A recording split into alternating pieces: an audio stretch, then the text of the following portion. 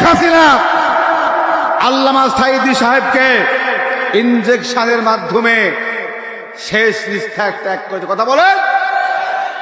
ঠাকুরগাঁর মাটি থেকে বলতে চাই ৯৬% মুসলমানের দেশে ভারত ওকে স্থান দিয়েছে।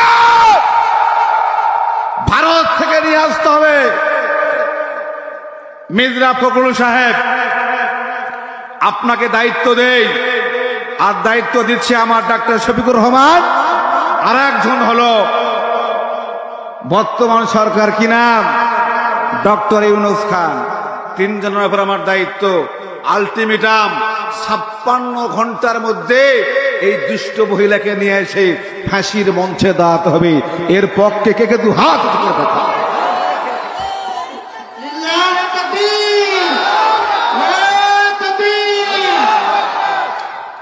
নামান ডাক করছেন নাকি আপনি? আমাদের কলিজার দাবি, আমাদের প্রাণের দাবি, আমাদের অন্তরের দাবি শুধু তা নয়, ঢাকাতে নির্মমভাবে অত্যাচার চালিয়েছে। আকাশ থেকে, নিচ থেকে, ডান থেকে, বাঁ থেকে, আপনারা হয়তো টের পান নাই। আমরা ঢাকাতে থাকি, আমরা জানি কত জুলুম শেখ হাসিনা, ওবায়দুল কাদের নিরীহ মানুষ ছাত্রদের উপরে করেছে। আপনারা জানেন না, আপনারা তো ফেসবুকে দেখছেন। প্রিয় আল্লাহ গোলাম ঠাকুরবাসী, আমার ভাইরা, ও ঠাকুরগাঁ জেলার মায়েরা ভাইরা, ওয়াজ অনেকক্ষণ করতে হয় না, যদি আপনার অন্তর থেকে আল্লাহর ভয়ে, রাসূলের প্রেমে দুই ফোঁটা চোখের পানি আজকের মাহফিলে পড়ে, আমার জীবনের, আপনার জীবনের একটি গুনাহ ব্যতীত সমস্ত গুনাহ আল্লাহ রাব্বুল আলামিন মাফ করে দিবি। সুবহানাল্লাহ। ৭ দিন পর্যন্ত পানি নাই, ৭ দিন পর্যন্ত খাদ্য নাই। তুমিনুনা বিল্লাহি ওয়া রাসূলিহি ওয়া তুজাহিদুনা ফি সাবিলিল্লাহ।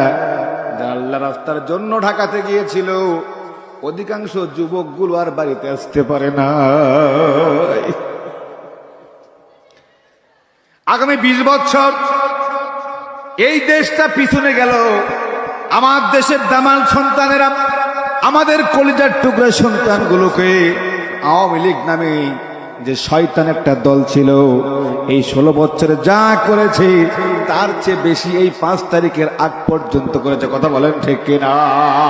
৯৬% মুসলমান ও ঠাকুরগাঁবাসী আওয়ামী লীগ দল বাতিল করতে